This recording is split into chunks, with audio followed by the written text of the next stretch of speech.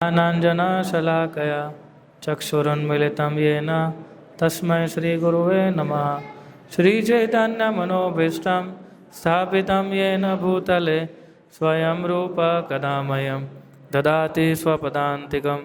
वन्देऽहं श्रीगुरु श्रीयुतापदकमलं श्रीगुरून् वैष्णवांश्च श्रीरूपां साग्रजातं सहगण रघुनाथान्वितं तं सजीवं साद्वैतं सावधूतं परिजनसहितं कृष्णचैतन्यदेवं श्रीराधा कृष्णपादान् सहगण ललिता श्रीविशाखान्वितांश्च।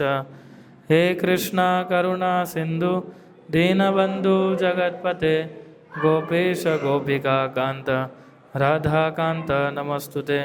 तप्त कांचन गौरांगी राधे वृंदावनेश्वरी वृषभानुसुते देवी प्रणमामि हरिप्रिये।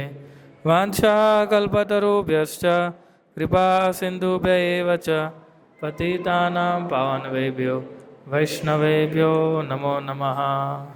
जय श्री कृष्ण चैतन्य प्रभु नित्यानंद श्री अद्वैत गदाधर श्रीवासादि गौरभक्तवृंद। हरे कृष्णा कृष्णा कृष्णा हरे हरे, हरे राम राम राम हरे हरे। या सो हम लोग आज भागवतम में से एक उपदेश के ऊपर चर्चा करेंगे। 7वें स्कंद के 6ठे अध्याय का 2रा श्लोक। सो क्योंकि मुझे भी 1 घंटे पहले ही पता चला कि प्रभु जी नहीं आ पाएंगे, क्लास देना है। सो मैंने ऑलरेडी जो मैं क्लासेस देता हूँ उसमें से I will take this class. So हम लोग श्लोक बोलते हैं, श्लोक आपको व्हाट्सएप किया है, राइट। यथा ही पुरुषस्य विष्णुपादोपसर्पणम् यदेष सर्वभूतानां प्रिय आत्मनेश्वर सुरत।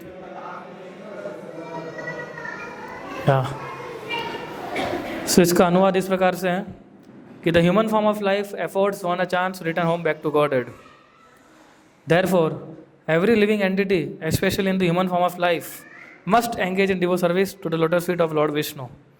This devotional service is natural because Lord Vishnu, the Supreme Personality of Godhead, is the most beloved, the master of the soul, and the well-wisher of all other living beings. So, बहुत important श्लोक है ये। हम प्रभुपाद की तात्पर्य को धीरे धीरे करके हम लोग पढ़ेंगे। सो अनुवाद में इस प्रकार से कहा गया है कि जो मनुष्य जीवन जो है यथाई पुरुषस्य विष्णु पादोपसर्पणम, कि ये पुरुष शिष्य कि मनुष्य अवतार में किस लिए मिला है? विष्णु पादोपसर्पणम, यानी विष्णु जो है उनके चरणों को प्राप्त करने के लिए मिला हुआ है। इसलिए जो इस व्यक्ति, इसका एकदम क्लियर कट कहा गया है ना, कि जिन्होंने जिन लोगों को मनुष्य अवतार मिला है, मनुष्य जन्म मिला है, तो हम सबको मनुष्य जन्म मिला है। कोई है डाउट किसी को कि शायद मनुष्य नहीं हूं मैं? Okay, so specially in the human form of life, कि जो जिनको मनुष्य जन्म मिला है उसको कंपलसरी भगवान विष्णु की जो डिवोशनल सर्विस है उसके ऊपर उसको लगना होगा। और भगवान बता रहे हैं प्रिय आत्मनेश्वर सुरत, यानी कि भगवान जो विष्णु है, भगवान की भक्ति नेचुरल है। क्यों? क्योंकि भगवान जो विष्णु है वो सबको प्रेम करते हैं, वो है ना। आज क्या है? वैलेंटाइन डे है ना। तो विष्णु जो है सबको प्रेम करते हैं। ऐसा प्रेम करने वाला व्यक्ति आपको कहीं नहीं मिलेगा। तो कृष्ण आपको प्रेम कर सकते हैं ना, वैसा इस पूरे ब्रह्मांड में नहीं मिलेगा। ये पृथ्वी की तो बात छोड़ो, पूरे ब्रह्मांड में आपको ऐसा कोई व्यक्ति नहीं मिलेगा कि, क्योंकि भगवान जो है कभी छोड़ते नहीं, एक बार पकड़ लिया उसके बाद बाकी लोग छोड़ के चले जाते हैं ना। हमें हम कितना मैसेज करें, कितना फ़ोन करें, ब्लॉक कर देते, ये सब कृष्णा के ब्लॉक नहीं करेंगे आपको। कितना भी आप उधम मचा लो, कृष्णा कभी ब्लॉक नहीं करते हमें। सो क्या क्या गया है? प्रिय, आत्मा ईश्वर, और सभी जीवों के परमात्मा तो है ही वो। एंड सुहृद, सुहृद मतलब क्या होता है? कि सभी के मित्र है और सभी के वेल विशर है। सो इतना अच्छा, इतना बड़ा और इतना इम्पोर्टेंट श्लोक भागवतम में प्रहलाद महाराज अपने उपदेश में बताते हैं। इसके पहले वाला श्लोक कौन सा है पता है आपको? सबसे फेमस श्लोक है 761। क्या है वो? कि मनुष्य जीवन को 5 साल की आयु से भक्ति करनी शुरू कर दीजिए। इसलिए प्रहलाद महाराज आके बहुत अच्छी शिक्षाएं देते हैं इस श्लोक के अंदर। और प्रभुपाद ने छोटी किताब भी लिखी है, प्रहलाद महाराज की दिव्य उपदेश। आप में से किसी ने पढ़ी है? किन लोगों ने पढ़ी है प्रहलाद महाराज की दिव्य उपदेश? किसी ने नहीं पढ़ी है? एक। फिर मैं आपको एक चीज़ बता दूं कि जब हम रीडिंग करते हैं तो हम लोग जो कॉमन रीडिंग करते हैं ऑनलाइन, उसके अलावा भी हम रीडिंग करना चाहिए, है ना। ऐसा नहीं खाली जो कॉमन रीडिंग कर रहे हैं वही कर रहे हैं हम लोग।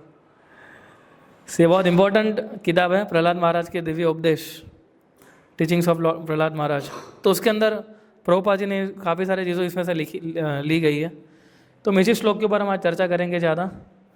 और वैसे प्रहलाद महाराज हम जानते हैं कि सबसे महाजनों में से एक है ना, प्रहलाद जनको भीष्मो। कि प्रहलाद जो है वो एक 12 महाजन में से एक महाजन है। यानी प्रहलाद महाजन में से एक महाजन, उसका मतलब क्या होता है कि उनके जो वर्ड्स हैं कभी भी ब्लैंक नहीं जाएंगे। एक्चुअली साधु होते हैं, जो भक्त होते हैं, उनके शब्द के ऊपर बहुत पावर होता है। अगर एक बार आपने उनकी वाणी को समझ लिया, अगर आपने एक बार उन्होंने जो उपदेश दिया है उसको आपने फॉलो कर लिया, तो आपके जीवन में और किसी चीज़ की ज़रूरत नहीं है। इतना पावरफुल उनका शब्द होता है। जो ब्रह्मचारी होते हैं, जो सन्यासी होते हैं, जो साधु होते हैं, भगवान के भक्त होते हैं। क्यों? क्योंकि वो उनका केवल एक ही कार्य होता है, किस प्रकार से, क्योंकि 24 घंटे एक ही चीज़ सोचते हैं, क्या? किस प्रकार से भगवान को प्रसन्न किया जाए, और तपस्या भी करते हैं। सन्यासी जो होते हैं, ब्रह्मचारी जो होते हैं, ब्रह्मचारी व्रत का पालन करते हैं। ब्रह्मचारी व्रत का पालन करना इस कलयुग में कितना डिफिकल्ट है ना। It is not for everyone cup of tea, हर कोई नहीं कर सकता है। पर जब कोई व्यक्ति पालन करता है तो कृष्णा जो है उनके शब्दों, उनके मुखों के द्वारा काफ़ी सारी चीज़ें बुलवाते हैं। और जब वो ध्वनि हमारे कानों में जाती है और फिर वो जो हमारे हृदय के अंदर जाती है, वो हमारे हृदय के अंदर जो काम करो लोभ मोह ना, वो हटा सकते हैं। इसलिए साधुओं की वाणी के ऊपर बहुत जोर दिया गया हमारे शास्त्रों के अंदर। और प्रहलाद महाराज जो है उसी प्रकार से एक साधु है। हालांकि भले गृहस्थ है वो, फिर भी वे एक प्रकार के महाजन, जैसे भीष्म देव हैं, ब्रह्मा जी हैं, ये सब लोग गृहस्थ है, पर लेकिन ये लोग महाजन है ना। क्योंकि उनके वर्ड्स कभी खाली नहीं जाएंगे। खाली नहीं जाने का मतलब क्या होता है कि वो जब शब्द निकलते हैं वो हकीकत में बदल जाता है। अगर कोई व्यक्ति इसको फॉलो करता है तो कृष्ण चाहे या नहीं चाहे, क्योंकि आपने उनके भक्तों के शब्दों को फॉलो कर रहे हो, तो कृष्ण कृपा देनी ही पड़ेगी। इसलिए प्रहलाद महाराज अभी जो उपदेश ये श्लोक में पढ़ रहे हैं, प्रहलाद महाराज उपदेश दे रहे हैं, किसको दे रहे हैं? अपने डेमोनिक फ्रेंड्स को, जो आसुरिक उनके मित्र हैं, उनको ही उपदेश दे रहे हैं। आगे देखिए कितना अच्छे उपदेश देते हैं वो, है ना। इसके अंदर हम देखते हैं सेंट्रल मैसेज क्या है इस वर्ष का, कि जिनको मनुष्य जन्म मिला है उसको तुरंत ही सब कुछ छोड़ के भगवान के चरण कमलों में शरणागति ले लेनी चाहिए। ये उसका सेंट्रल थीम है। इसके ऊपर हम चर्चा करेंगे आज। तो पहले चीज़ तो कंफर्म होगी कि हम सब मनुष्य हैं, ठीक है। तो अभी क्या बताया, इसलिए एक ह्यूमन फॉर्म ऑफ लाइफ ही है जिसके द्वारा आप इतना सोच समझ के भगवान के धाम जा सकते हो, और किसी भी लाइफ में आपको मौका नहीं मिलेगा। नॉट अ सिंगल लाइफ, ऐसी कोई 84 लाख में ऐसी कोई योनि नहीं है मनुष्य को छोड़ के जो आपको भगवान को शरणागत करवाएगी, कोई भी नहीं है ना। प्रभुपाद जी श्लोक के अंदर भगवद गीता के श्लोक कोट करते हैं कि ये फेमस श्लोक है 5th चैप्टर का। कौन सा है? भक्ताराम यज्ञ तपसा सर्वलोक महेश्वरम सूर्यदम सर्वभूतानाम ज्ञात्वा माम शांतिम वृक्षति। प्रभुपाद जी लिखते हैं कि केवल 3 चीज़ अगर व्यक्ति समझ लेगा, क्या 3 चीज़ समझनी हमें, क्या है? कि भगवान जो है वो सारे क्रिएशन के नियंता है, he is the proprietor of this entire creation, number 1। Number 2, he is a well wishing friend of everyone, कि जितने भी लोग हैं उनके वेल विशिंग फ्रेंड है। और तीसरा क्या है, he is a supreme enjoyer of everything. भगवान जो है सुप्रीम एंजॉयर है। हम लोग इधर गलती कर बैठते हैं, हमें सोचते हैं कि मैं सुप्रीम एंजॉयर हूँ, भगवान बोले वो भी है। कुछ लोग समझते नहीं, वो तो सोचते बोले वो क्यों है, बोले सारी तो मैंने, सारा पैसा मैंने कमाया,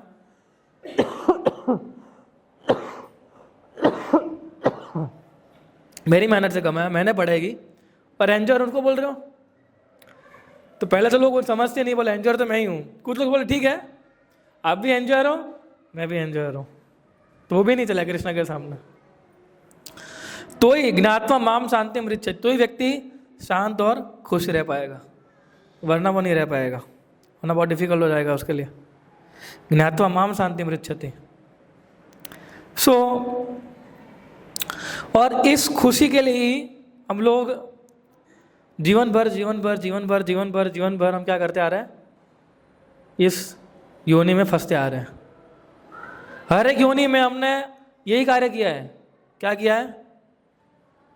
खाना पीना, सोना और मैथुन करना। हर एक योनि हमने ये किया है। एक भी योनि ऐसी नहीं है जिसमें हमने ये ना किया हो 4 चीज़ों के अंदर। और इसी कारण से हम लोग हमारे भगवान के साथ जो हमारा संबंध है वो हम भूल चुके हैं। और कृष्ण कॉन्शियसनेस जो है वो रिवाइव करती है हमारे भूले हुए संबंध को वापस जोड़ने के लिए। यही कृष्ण भक्ति है। और इसलिए हमको सफरिंग मिलती जाती है, हाँ ना। सो भगवान भगवत गीता दूसरा एक श्लोक बोलते हैं, क्या है? बहुनाम जन्मनाम अन्ते ज्ञानवान माम प्रपद्यन्ते। बहुत सारे जन्मों के बाद हमें अपॉर्चुनिटी मिली है ना। भगवत में दूसरा एक श्लोक है, लब्ध्वा सुदुर्लभम इदम बहु संभवन्ते। 11 स्कंद में आता है कि human birth is extremely rare. इसके अंदर बताया एक्सट्रीमली रेयर है ह्यूमन बर्थ। और उस ह्यूमन बर्थ को हम कैसे निपटाते हैं, कैसे यूज़ करते हैं हम लोग? एकदम छोड़ दिया अपने आप को बस माया की गोद में, जो मन में है वो करते हैं। यूथ तो हमारा ऐसे निकल जाता है। एक्चुअली प्रहलाद महाराज आगे समझाते हैं, प्रहलाद महाराज इस श्लोक के अंदर आगे समझाते हैं किस प्रकार से हमने जीवन के हमारे साल हम लोग वेस्ट कर रहे हैं। प्रहलाद महाराज बोलते हैं 10 साल तो हमने सोने में निकाल दिए, ठीक है। बच्चे 10 साल जब बच्चे होते हैं तो छोटे बच्चे हैं वो क्या कर रहे हैं? खेलने कूदने में हमारा बचपन चला गया। 10-12 साल तक तो हम कुछ किए ही नहीं, ज़्यादा सीरियस तो बने ही नहीं। तो इस प्रकार से प्रहलाद महाराज एक करके एक श्लोकों के अंदर वो पूरा समझा रहे हैं कि अपना किस प्रकार से मनुष्य जीवन वेस्ट कर रहे हैं। तो इसलिए बहुत इंपॉर्टेंट है इन चीज़ों को समझना। जब हम प्रहलाद महाराज के उपदेश को समझेंगे तो हम पढ़ेंगे, इसलिए रीडिंग बहुत इंपॉर्टेंट है। प्रभुपाद की पुस्तकों को पढ़ना, जब व्यक्ति प्रभुपाद की पुस्तकों को पढ़ेगा सीरियसली, तब वो समझ पाएगा कि ह्यूमन फॉर्म ऑफ लाइफ कितना रेयर है, सीरियसली रेयर है, और कृष्ण भक्ति कितनी बड़ी गिफ्ट मुझे मिली है। और फिर हमें लगेगा कि मैं तो कुछ लायक ही नहीं था इसके लिए, और फिर हमारे अंदर सीरियसनेस आएगी, है ना। मॉडर्न एजुकेशन जो है, प्रभुपाद जी बोलते हैं मॉडर्न एजुकेशन जो है हमें मटेरियल सक्सेस की तरफ मिस डायरेक्ट करता है कि नहीं करता है? आज के स्कूलों में क्या पढ़ाया जाता है? थोड़ी ना ऐसे पढ़ाया जाता है भगवत गीता, भागवतम, ये प्रहलाद महाराज के उपदेश पढ़ाए जाते हैं स्कूलों के अंदर, पढ़ाए जाते हैं। हाँ, देखिए चीज़ पढ़ाई जाती है कैसे लोगों को मूर्ख बनाया जाए और कैसे पैसे कमाया जाए। MBA का मतलब क्या होता है? यही तो करवाते हैं। ये इनके प्रकार है, अल्टीमेटली तो यही सिखाते हैं ना कि कैसे अपने लिए काम करना है, अपने लिए पैसे कमाने, दूसरों का जो होना है होने दो। तो ये मानसिकता बहुत खराब मानसिकता है। आज ही शाम को डिवोटीज में मिल रहा था, उनका एक अभी कैंप है, तो जाने से पहले मिल रहे थे, तो हम यही डिस्कस कर रहे थे कि जो करुणता की भावना लोगों के अंदर धीरे धीरे जा रही है अभी, है ना। People are becoming more merciless right now. कृपा के नाम की चीज़ ही नहीं बची है लोगों के अंदर, और कहीं ना कहीं हम भी उसी रास्ते में जा रहे हैं, है ना। हम सोचते हैं कि मैं, मेरा परिवार, बस डेट्स इट, इनको कुछ नहीं होना चाहिए, है ना। तो बाकी सबका जो होने दो। तो ये मानसिकता ही गलत है। सबसे पहले तो, क्योंकि हर एक व्यक्ति जो है, हर एक जीव जो है वो इम्पोर्टेंट है इस भौतिक संसार के अंदर। हम कभी भी ऐसा, इसको तो सेल्फिशनेस बोलते हैं। So we have to think of every जीव। इसलिए भक्त जो होते हैं ना, पर दुखा दुखी क्यों कहा जाता है? क्योंकि हर एक जीव के बारे में सोचते हैं। प्रभुपाद जब चिट्ठी भी जाती थी ना, एक बार चिट्ठी जा रही थी और ऐसे खड़ी हुई थी, तो प्रभुपाद ने वहाँ प्रसाद रखवाया। प्रभुपाद बोले इनको भूख लगी होगी, आप प्रसाद रख दीजिए। तो इतनी करुणता थी प्रभुपाद के अंदर। हम लोग तो बाहर वालों को भी नहीं देते खाना। गृहस्थ की ड्यूटी है कि उसको देखना चाहिए कि उसके घर के आसपास जितने भी लोग हैं उन सबको खाना मिल रहा है कि नहीं मिल रहा है, फिर उसको खाना खाने बैठना चाहिए। ऐसा करते हैं कोई? हम तो उसे उल्टा करते हैं सीधा। ये गृहस्थ की ड्यूटी है। प्रभुपाद ने बोला कि 10 मील के आसपास हमारे मंदिर के कोई भूखा नहीं होना चाहिए। इसलिए हम खिचड़ी प्रसाद डिस्ट्रीब्यूट करते हैं, इसे इतना प्रसाद डिस्ट्रीब्यूशन करते हैं, है ना।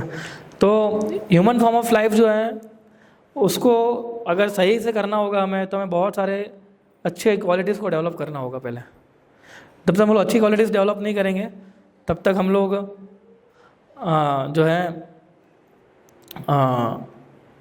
अपने आप को स्पिरिचुअली ग्रो नहीं कर पाएंगे। Single tinge of selfishness that can lead to more disasters. ऐसा नहीं, एक थोड़ा सा सेल्फिशनेस दिखाएंगे हमारे जीवन के अंदर हम लोग, तो वो धीरे धीरे करके हमें काम, क्रोध, लोभ में कहाँ ले जाएगा पता भी नहीं चलेगा।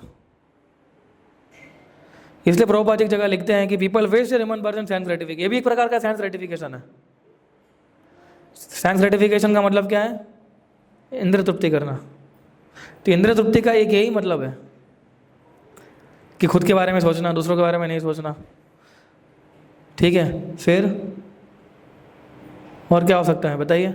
लोगों को मूर्ख बनाना, चीट करना लोगों को, ये भी एक प्रकार का इंद्रिय तृप्ति। इंद्रिय तृप्ति का मतलब ये नहीं है खाली बस मौज शौक करो। अपने आप को संतुष्ट करना भौतिक चीज़ों से, भौतिक साधनों से, वो इंद्रिय तृप्ति है। और उस इंद्रिय तृप्ति से हमें निकलना है, तब ये भागवतम का संदेश हमारे हृदय के उतरेगा, वरना उतरेगा ही नहीं। ये वाले लोग बोलते हैं हम इतना पाला करते, इतना सब कुछ पढ़ते हैं, है ना, तो भी क्यों हमारे हृदय के अंदर जो करुणता की भावना डेवलप नहीं होती है, या हमारे हृदय के अंदर जो है भक्ति वो डेवलप नहीं होती? क्योंकि ये सब चीज़ों के कारण। खाली चैंटिंग तो एक माध्यम है ना, साथ में रीडिंग भी है, साथ में भक्तों का संग भी है। ये जो हम सुन रहे हैं अभी फ्राइडे प्रोग्राम जो है, ठीक है ना, it is the most biggest opportunity पूरे वीक की, जहाँ पर हम लोग आके फिजिकली भक्तों से मिलते हैं और कृष्ण कथा का श्रवण करते हैं हम लोग, है ना। सो ये अपॉर्चुनिटी जो है हमें कभी नहीं छोड़नी चाहिए। माया बहुत स्ट्रांग है, सीरियसली बहुत स्ट्रांग है, मजाक नहीं कर रहा हूँ मैं, है ना। वैसे आपको लपेटे में ले लेगी कि हमें पता भी नहीं, हमें मालूम भी नहीं पड़ेगा कि कैसे हम कहाँ से कहाँ चले गए। तो उसको गंभीरता से लेना चाहिए हमें, राइट। और ये जन्म मृत्यु की सागर की जो है चक्कर, ये किस लिए चलता रहता है? Because of ignorance of such kind of knowledge. क्योंकि हम इग्नोरेंट इसलिए, लेकिन अभी हमें अपॉर्चुनिटी मिली है कि हमें नहीं सब कुछ मालूम पड़ रहा है प्रभुपाद की पुस्तकों के माध्यम से, लेक्चरों के माध्यम से, तभी हमें उसको इम्प्रूव करने की कोशिश करनी चाहिए। हम पहले इग्नोरेंस में थे ना, हम भी थे कि जब तक ब्राह्मण परिवार जन्म हुआ था, लेकिन फिर भी कुछ ज़्यादा भक्ति नहीं की थी। इतनी कितनी भक्ति करते थे? जरूर हो उतनी, बस सुबह शाम भगवान को प्रणाम कर लेने का, आरती कर लेने की, फिर जो चाहे वो कर सकते हैं, है ना। फिर क्रिकेट देखो, मूवीज़ देखने जाओ, फ्रेंड के साथ घूमने जाओ। लेकिन कहीं ना कहीं प्रभुपाद की पुस्तक हमारे हाथ में लग गई और उन्होंने हमें इस इग्नोरेंस से बाहर निकाला। और भौतिक संसार में सबसे बड़ा मुख्य कारण क्या है जिससे हम असंतुष्ट रहते हैं, खुश नहीं रह पाते? वो है अटैचमेंट, है ना। सो हम देखते हैं कि जब हम विष्णु को भूल जाते हैं तब सफरिंग आती है। अभी हम सोच सकते हैं कि प्रभु वो तो पांडवों के साथ विष्णु हमेशा साथ में ही थे, तो भी तो सफरिंग आ रही थी। प्रहलाद महाराज के साथ में सब हमेशा भगवान का नाम, तभी तो सफरिंग आ रही थी। लेकिन भक्त जो होते हैं ना, वो इतने माहिर होते हैं, उनकी कॉन्शियस इतनी हाई होती है कि उस सफरिंग को सफरिंग गिनते भी नहीं है वो। प्रहलाद महाराज को आप पूछना, पूछ पाओ तो, ये क्या आपको सफरिंग लग रही थी? वो कभी नहीं बोले। पूछने के भागवत हमें बताया उन्होंने, पूछना क्या है? पांडव को पूछना क्या सफरिंग लग रही थी कुंती महारानी? अभी कुंती महारानी गीता पढ़ रहे हैं ना माता जी, है ना? कभी ऐसा आएगा वो तो उल्टा दुख मांग रही है, और है ना, कुंती महारानी ऊपर उल्टा सफरिंग मांग रही है सामने से कि कृष्ण आप सफरिंग दीजिए मुझे, और है ना, जीवन में दुख कम है और दीजिए। ऐसी प्रार्थना करने के लिए डेयरिंग चाहिए। लोग डेयरिंग करते हैं ना आजकल, ऐसी प्रार्थना करनी थी भगवान के सामने जाके, कृष्ण मेरे जीवन में बहुत दुख है, सॉरी कम दुख है, थोड़ा बढ़ा नहीं, थोड़ा 10-20% बढ़ा लीजिए ना। मेरा स्वास्थ्य जो एकदम अच्छा चल रहा है, 1 साल से डॉक्टर को नहीं देखा मैंने, बहुत इच्छा हो रही डॉक्टर को देखने की। थोड़ा एक छोटी सी बीमारी दे दीजिए, देखो कितने सालों का बीमार हो रहा है ना। तो हम नहीं करते ऐसी प्रार्थना। जो अटैचमेंट है वो हमें इन सारी सफरिंग में बात देता है। इसलिए हमारे भागवतम जो है डिटैचमेंट प्रिंसिपल सिखाता है हमें कि किस प्रकार से मनुष्य को धीरे धीरे धीरे करके अपने आप को चीज़ों से डिटैच करना होगा, स्लोली स्लोली स्लोली स्लोली। और फिर पूरा अटैचमेंट किसके साथ हो जाना चाहिए? कृष्ण के साथ। इसलिए कृष्ण को प्राप्त करना हो तो हमें ये सारे अटैचमेंट को दूर करना पड़ेगा। अटैचमेंट को दूर होने का मतलब है कि हमारे कंफर्ट जोन से बाहर निकलना, है ना। कंफर्ट जोन से बाहर निकलना वो है अटैचमेंट से दूर होना, एक प्रकार से देखने जाए तो। क्योंकि जब हम लोग आराम होता है हमारे जीवन के अंदर, जब सारी चीज़ ठीक से चल रही होती है, तब भगवान को बिल्कुल याद नहीं करते हम भूल जाते हैं कि ठीक है सब चल रहा है, कृष्ण कृपा बोलते हैं, पर वो सब भगवान कृपा से है। बोलना सब एक्सपर्ट है ना। कुछ तो बोलते हैं स्वामी जी आपकी कृपा से, मैं सबको छोड़ के मेरी कृपा से कहाँ से हो सकता है ना। और कुछ एकदम अलग लेवल पे चले जाते हैं, बोला सब आपका ही है। सो वो सब चीज़ों से जब व्यक्ति इतना घट जाता है, फिर भक्ति आने बहुत मुश्किल हो जाती है। फिर कृष्णा उसके हृदय के अंदर जो भक्ति डेवलप करनी होती है, वो डेवलप करने के लिए वो भी हिचकिचाते हैं। कृष्णा सोचता है कि ठीक है ये अपने जीवन में मस्त है, तो मस्त रहने दो। अभी हम जो भी एंजॉयमेंट देख रहे हैं वो हमारे पूर्व कर्म है, जिस कारण से हम अच्छे उसको भुगत रहे हैं। ये समझ लीजिए, अगर पुण्य कर्मों को भुगतेंगे तो उसका रिएक्शन अलग अगले जन्म में मिलेगा, वो क्लियर है ना। 2 प्रकार कर्म होते हैं, एक होता है संचित कर्म होता है ना, और एक होता है जो कर्म हम लोग इसके अंदर बनाते हैं इस जन्म के अंदर। तो संचित कर्म जो होते हैं वो क्या होता है?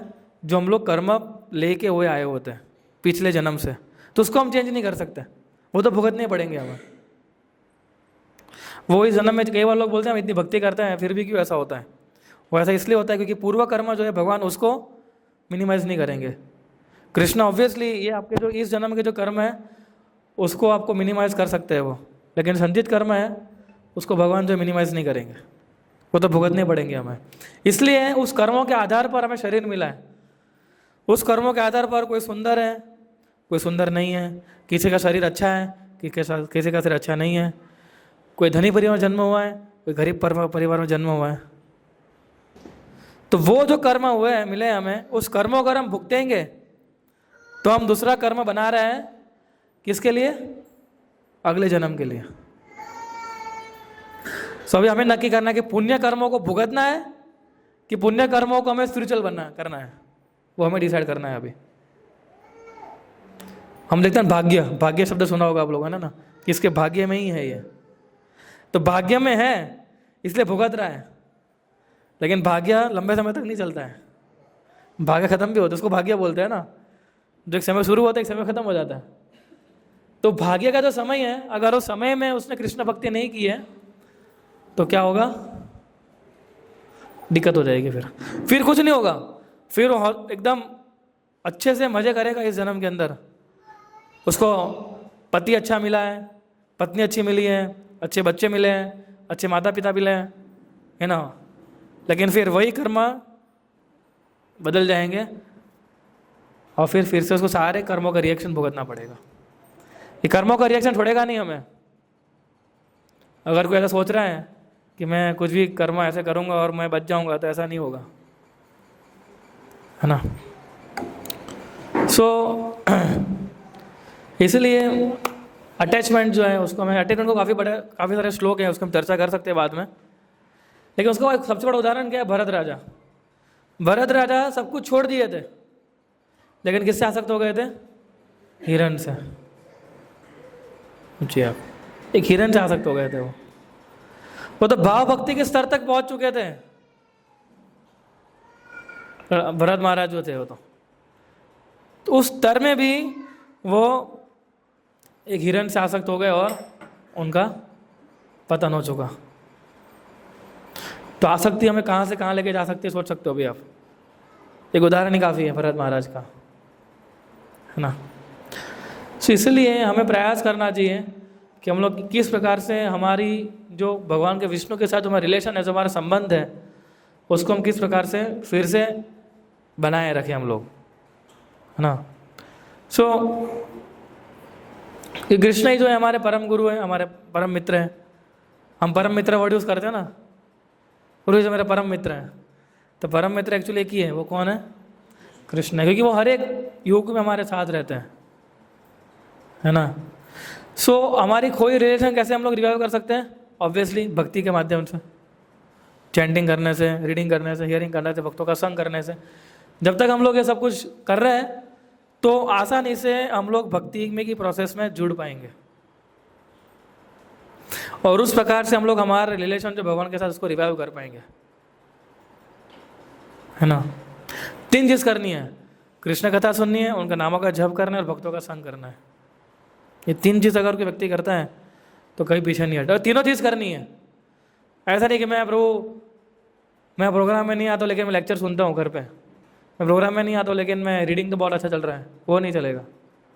या मैं प्रोग्राम में आता हूँ लेकिन घर पे रीडिंग हियरिंग नहीं करता हूँ, या मैं चैंटिंग करता हूँ लेकिन प्रोग्राम में भी नहीं आता हूँ, रीडिंग हियरिंग भी नहीं करता हूँ, तो भी नहीं चलेगा। ये तीनों बहुत इंपॉर्टेंट चीज़ है अगर हमें किसी संबंध को रिवाइव करना हो तो भगवान के साथ, वरना में बहुत दिक्कत हो जाएगी, है ना।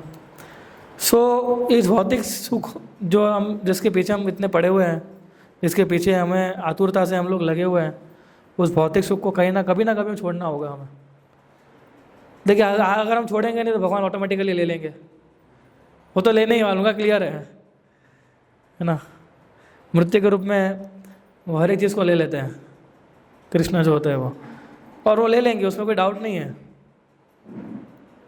ना। लेकिन अभी से अगर हमें अभी लेक्चर और इस सब के माध्यम से मालूम पड़ा है हमें, तो क्यों ना हम लोग अभी से इसको फॉलो करना शुरू करें। ये मनुष्य जीवन जो हमें मिला इतनी रैरिटी के साथ, कितना अच्छा श्लोक है भागवतम का ये, है ना, कि जो अगर भगवान जो है वो सर्वभूतानां प्रिय आत्मेश्वर सुहृद, इससे ज़्यादा प्रिय और कौन हो सकता है? कृष्ण से ज़्यादा प्रिय और कोई नहीं हो सकता है ना। यही हमारी रक्षा करेंगे, यही हमारे सभी चीज़ों से बचाएंगे, यही हमें मेंटेन करेंगे, और कोई नहीं मेंटेन करने आएगा हमें। बाकी सारे सगे संबंधी जो है हमारे, वो छोड़ के चले जाएंगे। जिसके पीछे आतुरता से हम भाग रहे थे, है ना, शादियों में, रिसेप्शन में, ये एक दिन सब लोग छोड़ के चले जाएंगे हम।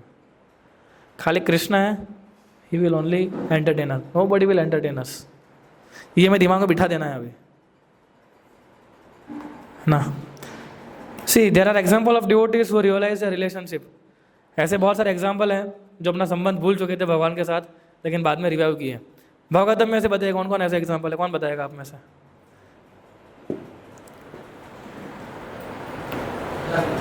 हाँ, हजामिल, यस, हजामिल भूल गया था, पहले भक्ति कर रहा था, फिर भूल गया था, फिर वापस रिवाइव की। ठीक है, उसका रिवाइव करने का प्रोसेस थोड़ा अलग था। स्वयं विष्णुदूत आए थे रिवाइव करने के लिए। और क्या है?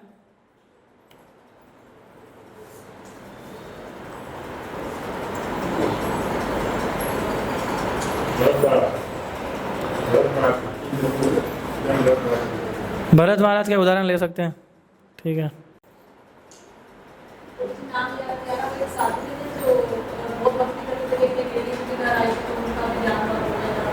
विश्वामित्र मुनि, एक है विश्वामित्र मुनि। हाँ, वो भी तो उनका भी गिन सकते, चलिए। फिर और कौन है? ध्रुव महाराज, ध्रुव महाराज गिन सकते हैं। वो तो अपनी भौतिक इच्छाएं पूरी करने के लिए गए थे ना भगवान के पास। वो तो तपस्या किस लिए करने गए थे? उनको तो ब्रह्मा से भी ज़्यादा बड़ा लोक चाहिए, तो उसके लिए वो तो गए थे ना, क्योंकि भगवान को प्राप्त करने के लिए नहीं गए थे वो, है ना। पर फिर भी but later he surrender to Krishna and Vishnu, right. Gajendra की कथा आती है हाथी की 8वें स्कंद में, कितनी इंपॉर्टेंट कथा है वो। अगर आप गजेंद्र की कथा सुनोगे आपको लगे हमारा ही जीवन है ये। उसका जीवन मस्त चल रहा था, है ना। वो बता रहा था कि मैं जा रहा हूँ, है ना, एकदम फॉरेस्ट से गुजर रहा हूँ मैं अपनी। और हाथी की बहुत सारी गर्लफ्रेंड्स भी होती है ना, एक नहीं होती, बहुत सारी गर्लफ्रेंड होती है हाथियों की। तो अपनी गर्लफ्रेंड के साथ घूम रहा था, अपनी बीवियों के साथ घूम रहा था वो, है ना, अपने बच्चों के साथ खेल रहा था। आप देखोगे वो एकदम सुपर अपना जैसे फिल्म चल रहा है। और फिर एक मगरमच्छ आ गया, उसने उसके पैर को पकड़ लिया। और उस हेल्पलेस में गजेंद्र किसको याद करता है? भगवान को याद करता है। एक्चुअली उस स्थिति में भगवान को याद करना वही बहुत बड़ी सिद्धि है, एक प्रकार से देखने जाए तो,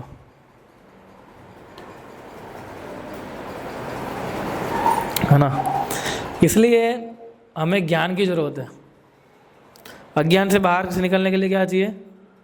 ज्ञान चाहिए। इसलिए एजुकेशन का बहुत बड़ा रोल प्ले होता है कृष्ण भक्ति के अंदर, है ना। तो जो सही ज्ञान होता है तो प्रभुपाद जी ने हमें दिया, यही ज्ञान है। स्कूलों में थोड़ी ना कुछ पढ़ाया जाता है ये सब चीज़ों के बारे में। और आज की स्कूलों तो कितनी बदतर हो रही है अभी धीरे धीरे होके, तो है ना। हमें लगता है कि हम लोग एकदम हाई क्लास स्कूल में पढ़ रहे हैं। हाई स्कूल के बच्चे क्या कर रहे हैं हम देख ही रहे हैं यूट्यूब पे, है ना। वो जो बच्चे अभी मस्ती कर रहे थे, अनाप शनाप बोलते जा रहे थे, वो हायर एजुकेशन वाले ही है, सब बड़ी बड़ी यूनिवर्सिटी पढ़ के ही आए, और उनकी वाणी तो देखो कैसी है। तो ऐसी वाणी से एजुकेशन लेने से क्या क्या मिलेगा? हाँ, एजुकेशन जो होता है वो ऐसा एजुकेशन हो कि भगवान के पास ले जा सके। और पूरा मैं अभी कल ही मैंने न्यूज़ में देख रहा था, और एक लड़की ने सुसाइड कर लिया। I am sorry mummy and daddy, मैं JEE में अच्छे से कवर नहीं कर पाई। माता पिता सोचते मेरा बेटा डॉक्टर बनेगा, मेरी बेटी डॉक्टर बनेगी, इंजीनियर बनेगी, ये बनेगी, वो बनेगा, बेटी नहीं रही। तो अननेसेसरी इतना प्रेशर लेके पढ़ा के भी क्या कर लेंगे हम, बताइए। इसलिए हम लोग ज़्यादातर लोग बोलते हैं कि जितना हम लोग घर पे पढ़ाए ना वो ज़्यादा इम्पोर्टेंट है। घर पे बच्चों को पढ़ाइए, उनको कृष्ण ज्ञान दीजिए, उनको ये महाभारत रामायण ये सब पढ़ाइए। बाकी इंग्लिश मैथ्स तो हम वैसे भी किसी टीचर को बुला के पढ़ा सकते हैं, घर पे नहीं पढ़ा सकते, right. We have some families in ISKCON कि जिनके बच्चे स्कूल में नहीं पढ़ते, है ना। हमारे एक सबसे बड़ा एग्जाम्पल कौन है? रवि गुप्ता। घर पे बैठ के 18 साल की उम्र में उसके पास PhD थी, सोचिए। At the age of 18 he was holding PhD degree. Such a wonderful devotee. वो और उसका भाई दोनों, उन दोनों के नाम भूल गया, गोपाल हरि प्रभु और रवि गुप्ता एक है उनका बड़ा भाई। तो उनकी माता ने कभी पढ़ाया नहीं स्कूल में, फिर भी PhD डिग्री है उनके पास, और आज कृष्ण भक्ति में कितना अच्छा योगदान दे रहे हैं। और वो भी यूनिवर्सिटी में जाके पढ़ाते हैं HOD से, सोचिए। जो कभी गया नहीं वो आ जाके पढ़ा रहा है, राइट। सो एजुकेशन का बहुत रोल होता है। ट्रू एजुकेशन सबसे बड़ी एजुकेशन ये है। आप सोचिए हम इधर बच्चों को अच्छे से पढ़ाते हैं, स्कूल में जाकर खराब सीखता है वो, तो क्या एजुकेशन मिलेगा उसको, बताओ आप। वहां से खराब सीख के आ रहा है, इधर हम बोल रहे हैं कि प्रभु जी भक्त नहीं बन रहा है, भक्त नहीं बन रहा। कहाँ से भक्त बनेगा वो? वहां देखो क्या सिखाया जा रहा है उसको, पहले उसके फ्रेंड सर्कल देखो आप।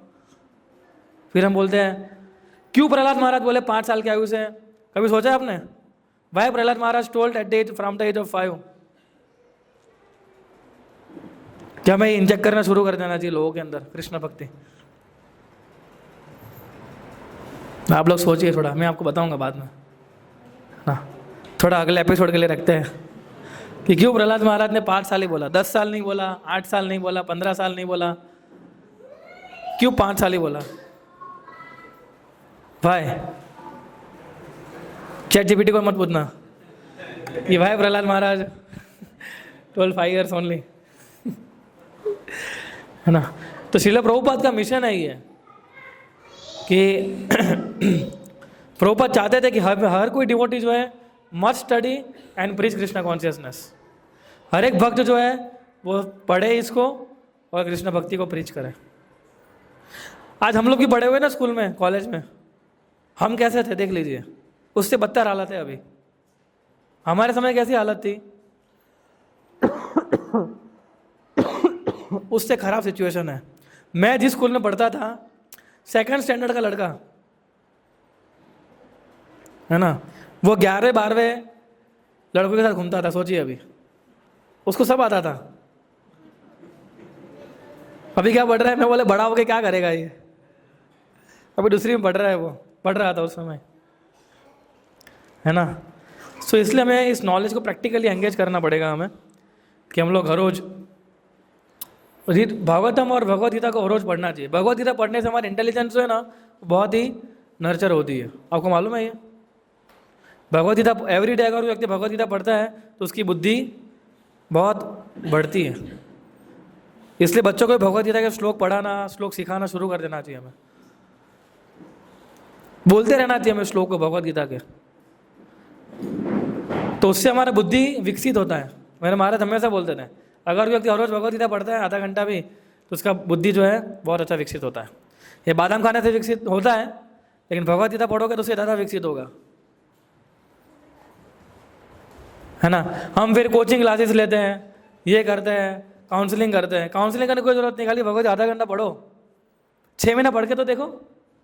6 महीना आप लोग हर रोज भगवद गीता के 2 श्लोक पढ़िए, फिर देखिए आपकी बुद्धि कैसे बढ़ती है। अगर बुद्धि का विकसित ना हो ना तो आपको भगवद गीता वापस कर देंगे, बस वापस कर देना मेरे को, है ना। फिर प्रचार करना है हमें कृष्ण भक्ति का, कि जो संदेश हमें मिला है वो दूसरों तक पहुंचाना है। अभी हमें तो मिल गया है, हम तो अच्छे से भक्ति कर पा रहे हैं, लेकिन यही संदेश हमें क्या करना है, दूसरों को देना है ना। इसलिए उसके लिए सिंपल लाइफ होना बहुत ज़रूरी है। देखो ये सब कुछ तभी हो पाएगा जब हमारी लाइफ सिंपल होगी ना। We have to reduce unnecessary material activities. क्या करना है हमें? बोलिए, रिड्यूस अननेसेसरी मटेरियल एक्टिविटीज। अब आपके जीवन में एक बार बनाया कि मैं कौन सी अननेसेसरी मटेरियल एक्टिविटीज कर रहा हूँ। ये अननेसेसरी रील्स देखना, ठीक है, ये अननेसेसरी मटेरियल एक्टिविटी है कि नहीं है? ठीक है, आपको उदाहरण लेता हूँ, मुझे बताइए कि अननेसेसरी है कि नहीं है ये। ठीक है, ऐसा करते हैं। आधा घंटा फेसबुक देखना अननेसेसरी है कि नहीं है? अननेसेसरी है, ठीक है। फिर जब हम 1:30-2 बजे एकदम फ्री हो जाते हैं, माता जी थोड़ा बाजू के घर पे होके आते हैं, थोड़ा आधा पौना घंटा बैठते हैं उसके साथ, तो अननेसेसरी है कि नेसेसरी है? अननेसेसरी क्या नेसेसरी? माता जी अननेसेसरी है ना। फिर चलो हम लोग आधा घंटा आज गीता पढ़ते हैं, ये नेसेसरी है कि अननेसेसरी है? नेसेसरी है, ठीक है। अभी फ्राइडे प्रोग्राम आने वाला है, नज़दीक ही है, बहुत जल्द आ जाएगा, ठीक है। उसके लिए प्लानिंग करता है कि मैं कैसे जा सकूँ वहाँ पर, ठीक है। कोई मेरा एंगेजमेंट तो नहीं है ना, उसके लिए बुद्धि चलाना। और नेसेसरी है कि अननेसेसरी है? नेसेसरी है। तो we have to reduce unnecessary material activities, और गृहस्थ पर रह के करना बहुत जरूरी है, वरना क्या है, फंसते रहेंगे प्रभु। और ये मत समझिए कि मैं 1-2 साल से कृष्ण भक्ति कर रहा हूँ तो मुझे कुछ नहीं हो सकता। सब कुछ हो सकता है। ये विश्वामित्र मुनि 60,000 साल तक बेचारे लगे थे, एक खाली कंगन की आवाज़ सुन ली, गए, है ना। देखा भी नहीं था लड़की को, उन्होंने स्त्री को देखा भी नहीं था, जस्ट आवाज़ सुनी थी। सोचिए, इसलिए श्रवण ज़्यादा बहुत इम्पोर्टेंट है ना। क्यों प्रहलाद महाराज बोले कि सबसे पहला क्या है? श्रवणम कीर्तनम है। अगर कंगन की आवाज़ नहीं सुननी है तो हरे कृष्ण महामंत्र सुनना होगा हमें। अगर ये नहीं सुनेंगे तो बहुत सारी आवाज़ें आएगी फिर, है ना। तो माया तो बैठी है राह देख के कब हमारे चंगुल में फंस जाए वो। इसलिए श्रवणम को हमें बहुत ज़्यादा फोकस करना चाहिए। इसलिए सुनना चाहिए हमें, जितना हो सके उतना अधिक सुनने का प्रयास करना चाहिए भक्तों के माध्यम से। साधु के वर्ड्स पावरफुल भी होते हैं और वही हमारे हृदय के अंदर भक्ति जो है संचित कर सकते हैं, और कोई नहीं कर सकता, उनके अलावा कोई नहीं कर सकता है ना। सो इसलिए this words are very important. इसलिए प्रहलाद महाराज के उपदेश है उसको हमें समझना चाहिए। भागवतम के उपदेश आप देखिए, आगे नारद मुनि कितना अच्छा उपदेश देते हैं युधिष्ठिर महाराज को। Such a gem of a knowledge he is giving to Yudhishthira Maharaj. उसको हम पढ़ना है और उसको हमें एग्जीक्यूट करना है हमारे लाइफ के अंदर, right. So take away message क्या है? कृष्ण को हमारे जीवन का सेंटर बनाना है, हमको सेंटर नहीं बनना है अभी। You can give thousands of reason कि हमें इतनी ये काम है, वो काम है, इसके वहाँ जाना है, उसके वहाँ जाना है। लेकिन आप सोचिए कि हम लोग जब हमें बहुत चीज़ अच्छी लगती है वो करने के लिए हम कुछ सोचते हैं। हम बीमार आदमी ठीक हो जाते हैं, मालूम है आपको। जब भारत पाकिस्तान की मैच होती है अगर उसको देखनी होती है ना तो बीमार आदमी भी ठीक हो जाता है।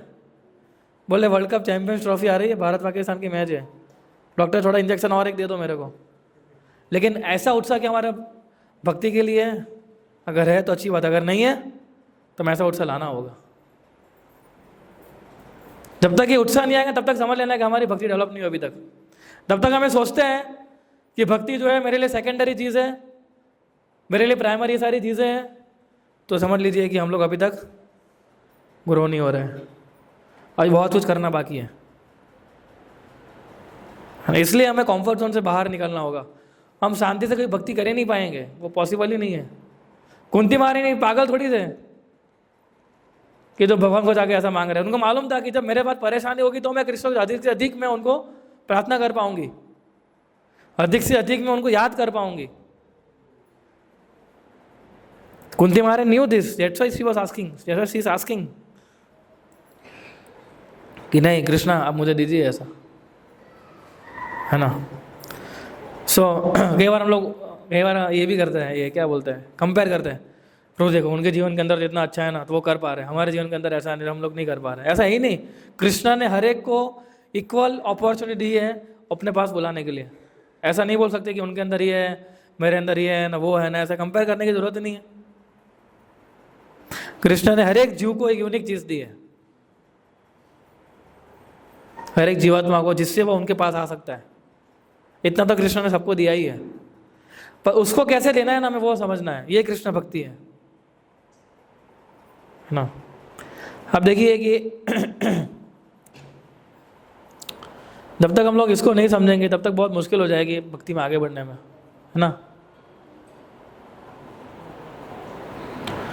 सो प्रभुपाद लिखते हैं एंड में कि परफेक्शन ऑफ एजुकेशन क्या है? What is the perfection of education? To revive our lost relationship with Krishna. तो ये हमारे एजुकेशन का परफेक्शन है। कृष्ण भक्त है सही बड़ा चतुर, जो कृष्ण भक्त है सबसे बड़ा चतुर है, बाकी कोई चतुर नहीं है इस पूरे ब्रह्मांड में। क्योंकि वो समझ चुका है क्या कि मेरा अल्टीमेट गोल ऑफ लाइफ क्या है?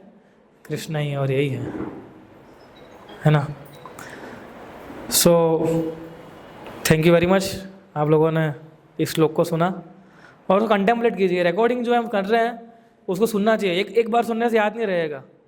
अभी आप में से जो लोग बैठे हैं आप बताएं, हम ऐसे कितने सारे लोग जो हैं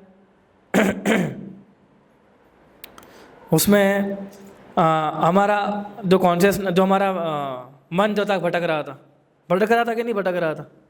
हम सब लोग इधर थे क्या हर समय के लिए? नहीं थे ना। तो फिर इसलिए दूसरे को सुनना पड़ेगा।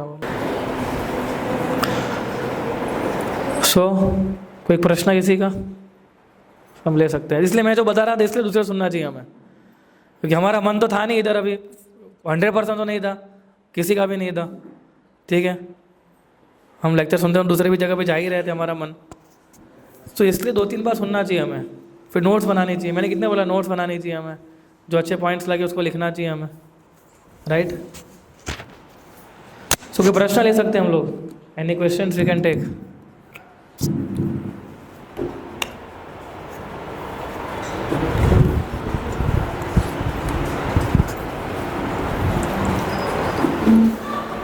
एक पॉइंट आपने जो बताया, अक्सर ऐसा देखा गया है कि जैसे जो आपने 3 सिनारियो बताया, पहला सिनारियो कि भगवान मैं ही एंजॉय करूँगा, मैंने ही सब कुछ हासिल किया है। दूसरा सिनारियो है कि दोनों करेंगे। तो जनरली भक्त लोग जो होते हैं वो दूसरे सिनारियो में ही मोस्टली होते हैं, मतलब जो साधक भक्त होते हैं, स्ट्रगलिंग डिवोटीज। तो उससे वो तीसरा सिनारियो जैसे जिसमें सिर्फ भगवान आप ही एकमात्र भोक्ता है और आप ही एंजॉय करेंगे, तो उससे वो स्टेज पे कैसे जाए?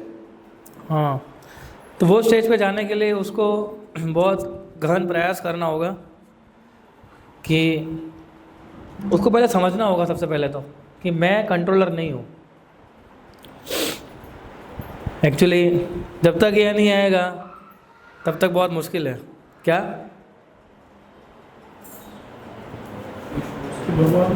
कि भगवान कंट्रोलर है, मैं कंट्रोलर। अब तक हम सोच रहे हैं कि मैं ही कंट्रोलर हूँ, और कहीं ना कहीं तो हम सोच ही रहे हैं,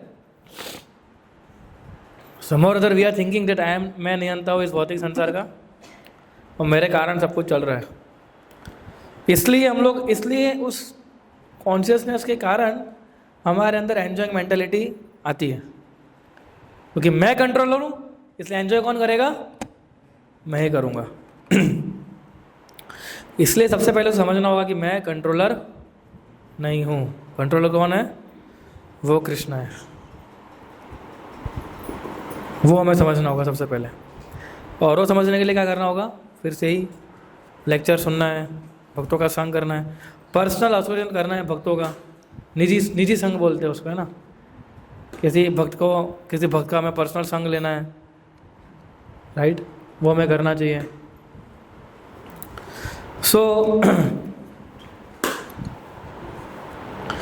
ये सारी चीज़ें जो है ना बहुत हमें कॉन्शियसनेस में लानी होगी, और हमें समझना पड़ेगा कि जो भी चीज़ मेरे इर्द गिर्द है वो सारी मेरे खुशी के लिए नहीं है, भगवान की खुशी के लिए, और भगवान का दिया हुआ है। ये सारी बुद्धि हमें किसने दी है? कृष्ण ने दी है। उस बुद्धि के कारण हम कमा पा रहे हैं। अर्निंग कैसे हो रही है? हमारी बुद्धि से हो रही है। बुद्धि किसने दी है? कृष्ण ने दी है। तो अल्टीमेट कंट्रोलर कौन हुआ? कृष्णा हुआ है। फिर हमें समझना, फिर हमें ये आएगा कि हाँ, अभी देखो, अभी आपने सुना, लेक्चर में सुना, तो मालूम पड़ा ना कि हाँ ये तीसरी भी कैटेगरी है जिसमें हम सोचते हैं कि भाई केवल Krishna, you are the enjoyer and I am your servant. फिर वो आएगा, वाला नहीं आएगा। बाकी सब लोग यही सोचते हैं कि बोले मैं ही कंट्रोलर हूँ। हम भी यही, अभी भी हम लोग ये सोचते हैं छोटा कंट्रोलर हो, ऐसा सोचते हैं फिर ना, मैं छोटा कंट्रोलर हूँ। कृष्ण बड़ा कंट्रोलर है, मैं छोटा कंट्रोलर हूँ। रोज छोटा छोटा कंट्रोल रह सकते हैं ना, कम से कम अपनी पत्नी के सामने तो रह सकते हैं ना। चलो बाकी तो भूल जाओ, बच्चों के सामने तो रह सकते हैं, चलो पत्नी के सामने तो नहीं, बोले वो मेरे पे वो डिपेंड नहीं है। लेकिन क्या बच्चों के सामने तो रह सकते हैं ना हम लोग, उसके सामने भी नहीं रहना है ना। बच्चे जो होते हैं, राइट, वो भी हमें किसके माध्यम से मिले? वो भी भगवान से कृपा से मिले हमें, बाकी नहीं मिलते हैं। भगवान कृपा नहीं हो, इसलिए वो कर्म का चीज़ बताया ना मैंने आपको, वो बहुत इंपॉर्टेंट है, उसको ध्यान रखना चाहिए। तो अब by proper association and by हमारे कॉन्शियसनेस को इम्प्रूव करना पड़ेगा धीरे धीरे करके। अभी हमें, अगर हम उसको इम्प्रूव नहीं करेंगे ना, इसको, तो कुछ नहीं होगा। और इम्प्रूव करने के लिए आपको तपस्या करनी पड़ेगी, ठीक है। मगर इसमें एक और पॉइंट ये भी है ना कि जैसे जो ये तीसरा सिनेरियो है इसमें केवल भगवान आनंद करेंगे, तो क्या ये भी सही है कि एक्चुअली हमें आनंद का डेफिनेशन पता नहीं है? जब हम भगवान एक्चुअली आनंद करेंगे तो हम ऑटोमेटिकली, हमें जो हम सो कॉल्ड आनंद के पीछे भाग रहे हैं उससे कहीं ज़्यादा आनंद मिलेगा, ऐसा भी है ना?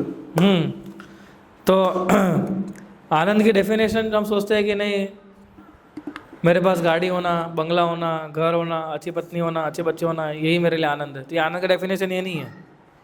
एक्चुअली सारी यही चीज़ें हमें आनंद से दूर लेके जाती है कई बार, है ना।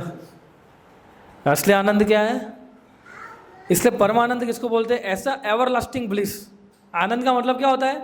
आनंद का मतलब ये नहीं होता है कभी आया कभी गया, कभी आया कभी गया, इसको आनंद नहीं बोलते। आनंद का मतलब होता है एवर लास्टिंग होता है वो। भगवान क्या बोले? भगवान स्वसुखम करते हूँ अभी हम, कि एवर लास्टिंग ब्लिस होना चाहिए, उसको आनंद बोलते हैं। तो असली आनंद की डेफिनेशन क्या है? एक सेवक के लिए आनंद क्या होता है? जब उसका स्वामी हो, उससे प्रसन्न हो, तो ऑटोमेटिकली वो प्रसन्न रहेगा। जब मान लीजिए कोई ड्राइवर है, ठीक है, अगर उसका जो मालिक है, मालिक अगर हमें ड्राइवर से खुश रहेगा, ठीक है, तो ड्राइवर भी खुश रहेगा? नहीं रहेगा। अगर ड्राइवर मालिक खुश रखेगा तो मालिक भी ड्राइवर खुश, उसको बोलना भी नहीं पड़ेगा, उस सामने से आके पैसा देगा मालिक उसको, ले यार तू ना, तू बहुत अच्छा टाइम पे आ जाता है, टाइम पे छोड़ देता है, गाड़ी एकदम स्पीड पे चलाता है, अच्छी स्पीड पे चलाता है, यू नो, वो सामने से आके देगा ना वो पैसा आपको। तो सही आनंद क्या है? जो हमारे स्वामी ने हमने बोला है उसको हम करेंगे तो स्वामी खुश होंगे, स्वामी खुश होंगे तो स्वामी हमें आनंद देंगे। तो स्वामी कौन है? हमारे कृष्ण है। तो असली आनंद वो है, जब वो प्रसन्न रहेंगे तो हम प्रसन्न रह पाएंगे। अगर हम खुद प्रसन्न होने जाएंगे, बोले नहीं कृष्ण आपकी जरूरत नहीं है, मैं तो अपना ऐसा, इसलिए इधर आए हैं, कृष्ण से अलग हो गई आनंद लेने के लिए इधर हम लोग आए हैं, है ना। ठीक है, और कोई प्रश्न किसी का ले सकते हैं? श्री राम प्रभु। हरे कृष्ण। हरे कृष्ण प्रभु। प्रभु जैसे आपने अभी बताया कि जो बच्चे होते हैं हमारे घर पे, हम उनको कुछ भी मतलब हम ये आध्यात्मिक चेतना एक ज्ञान देते हैं, बट वो स्कूल में जाके और उनका संग जो होता है उसमें वो मतलब ऑब्वियसली वहाँ पे उनका ज़्यादा ड्यूरेशन होता है और वो चीज़ें उनको अट्रैक्ट करती है। और उसके वजह से मतलब हम उसको अगर कुछ बताते भी हैं, एक तो हमारी मिस्टेक है कि हमने खुद भक्ति लेट स्टार्ट की, तो जो प्रहलाद महाराज कह रहे हैं कि 5 साल से उसको स्टार्ट करना चाहिए, वो हम स्टार्ट नहीं करवा पाए। तो अभी उसको कैसे मैनेज करें, उसको हैंडल कैसे करें? क्योंकि वहाँ पे ऑब्वियसली मटेरियल्स चीज़ें ज़्यादा मिलती है और इजी एक्सेप्टेबल होती है, जबकि अध्यात्म में अगर देखा जाए तो मतलब अपने को इनिशियली फोर्स करना पड़ता है, क्योंकि लगभग किसी का इंटरेस्ट होता नहीं है, बाद में धीरे धीरे इंटरेस्ट बढ़ता है, बट इनिशियली मतलब थोड़ा लो होता है। और वहाँ पे उसको चीज़ें मटेरियली बहुत सारी अट्रैक्ट करती है, और इसके वजह से उसको मतलब गाइड कर पाना काफ़ी टिपिकल होता है इनिशियली। तो आप क्या करें इस मिडिल वे में? नेक्स्ट। हाँ, इसके लिए हम लोगों ने आर्ट ऑफ पेरेंटिंग के ऊपर एक सेशन रखा है, ठीक है कि जिनके बच्चे हैं उनके लिए अलग से सेशन लेने वाले हैं कि किस प्रकार से माता पिता को बच्चों को ग्रूम करना चाहिए कृष्ण भक्ति के अंदर।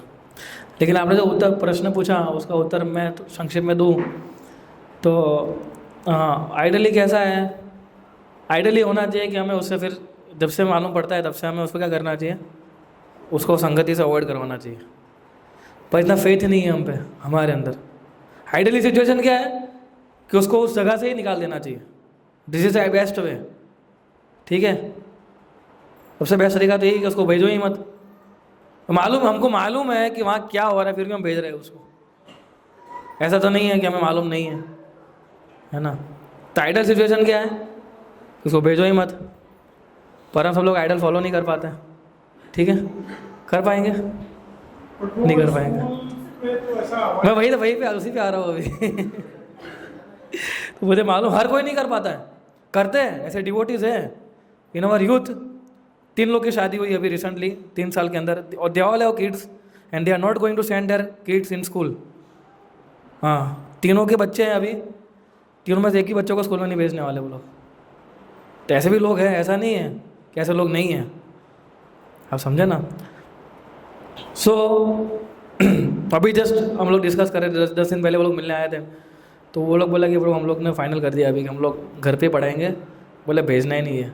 वो खुद टीचर है, उसको मालूम है क्या होता है स्कूल में, है ना।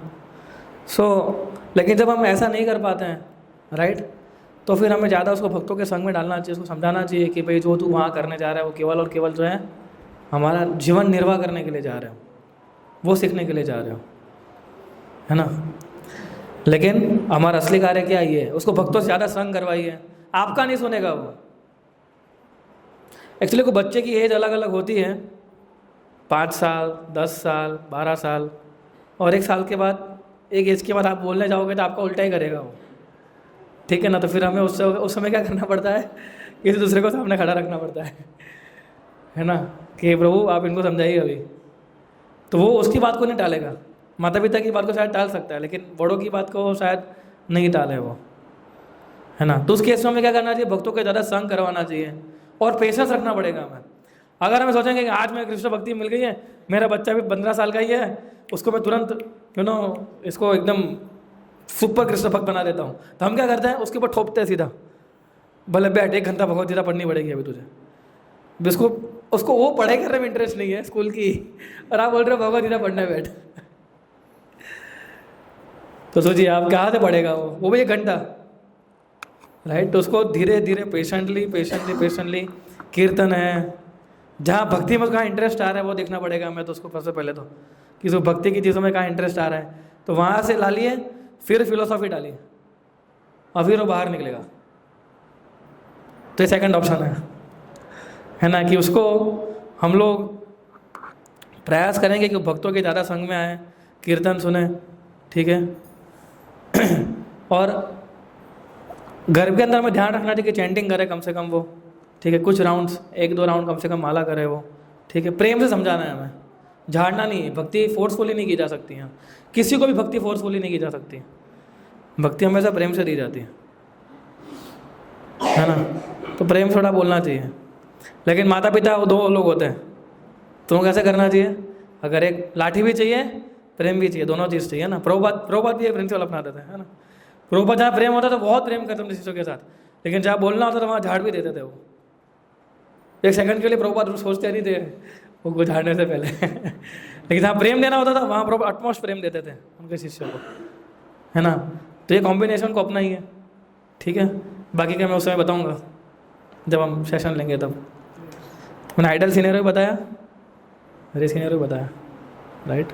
देयर आर डिवोटीज इन इसको, उनका पूरा है रहता है कि भाई नहीं हम लोग इसको इस प्रकार से रखेंगे। यस माता जी।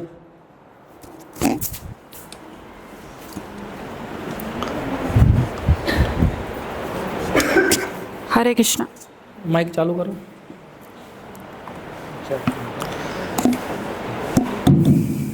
हरे कृष्ण प्रभु जी। यस माता। जो श्री राम प्रभु ने पूछा, मेरे को क्वेश्चन नहीं है, पर ऐसा हम कर सकते हैं कि बच्चों को हम इस तरह से ट्रेनिंग दें कि भक्तों के बच्चों के साथ हम रखें और श्रवणम कीर्तनम ऐसा करवाए, तो बाहर का जो एनवायरनमेंट अभी हमें जो इफ़ेक्ट कर रहा है वो इफ़ेक्ट ही ना करे, मतलब बच्चे खुद समझ जाए कि ये हमारे लिए अच्छा नहीं है।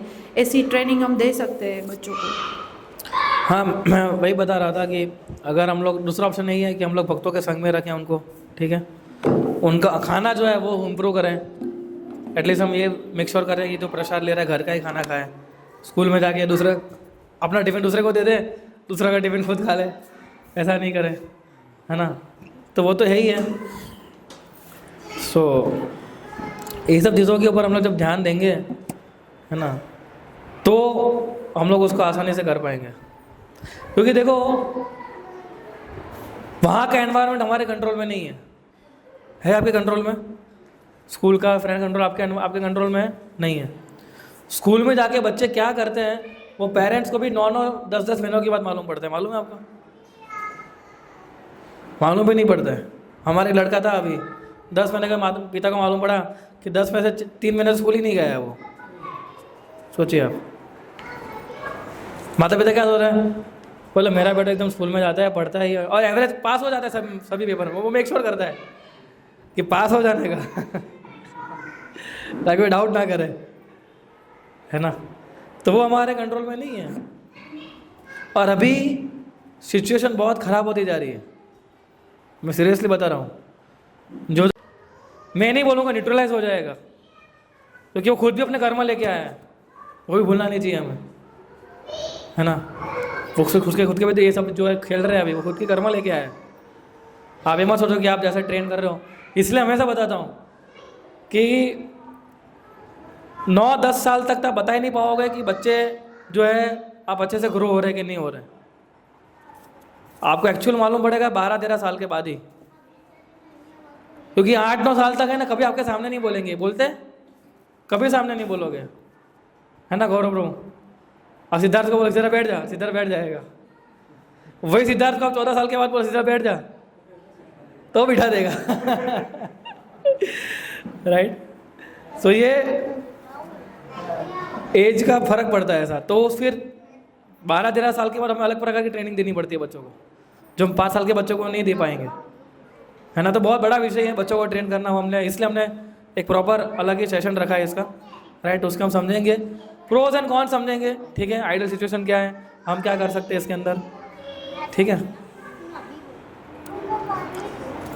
So we can end here. और कोई प्रश्न है किसी का?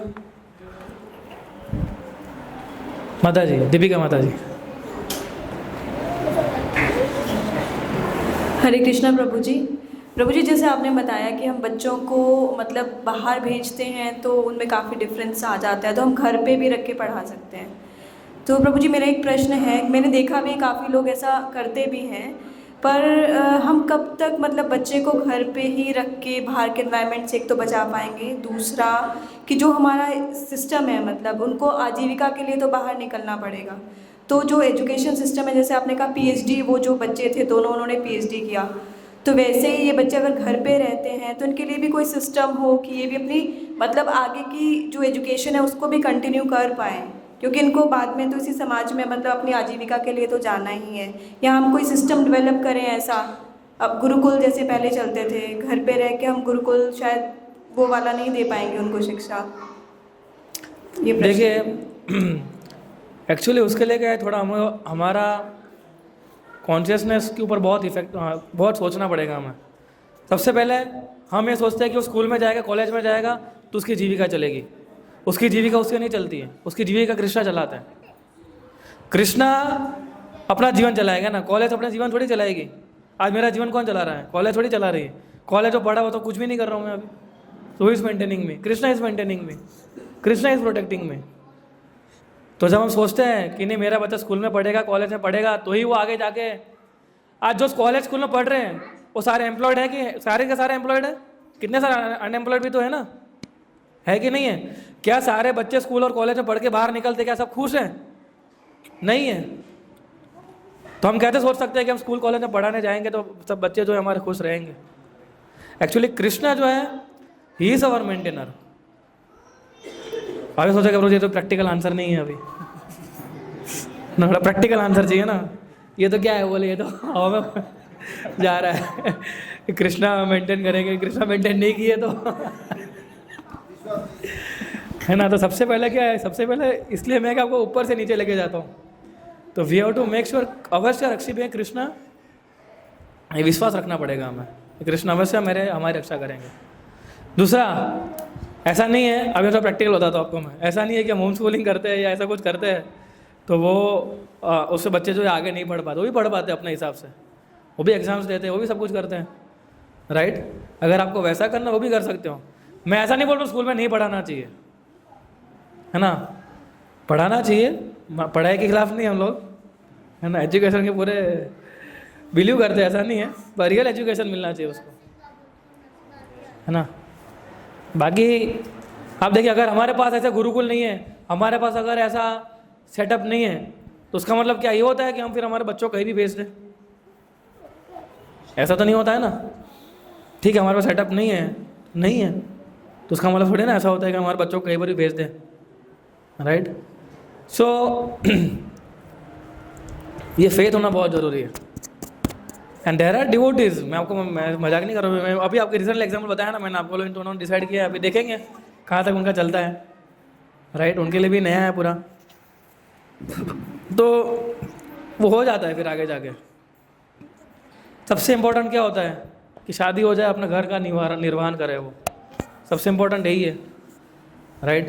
प्रॉब्लम कहाँ होती है, जब हमें एक्स्ट्रा चाहिए होता है ना, वहाँ प्रॉब्लम आती है कि मुझे अपनी एंजॉयमेंट के लिए भी चाहिए कुछ अभी, तो वो गारंटी कृष्णा नहीं लेते हैं। कृष्णा आपको मेंटेन करने की गारंटी लेते हैं, राइट। सो अगर हम वैसा माहौल नहीं दे पाते तो घर के अंदर ऐसा माहौल बनाना चाहिए हमें। ठीक है, बच्चों के लिए बहुत प्रश्न हो गए अभी, बच्चों के लिए हमने बहुत अलग एक सेशन रखा हुआ है, ठीक है, ज़्यादा डिस्कस करेंगे उसमें। So I am telling what Prabhupada is telling. इसलिए भागवतम के जो फर्स्ट कैंटो के पर्पट्स है ना, बहुत इंपॉर्टेंट है। फर्स्ट कैंटो के सारे पर्पट्स वो पढ़ने चाहिए हमें, राइट। ठीक है, सो बच्चों को पढ़ाओ और भक्ति भी दो, ठीक है। हरे कृष्णा।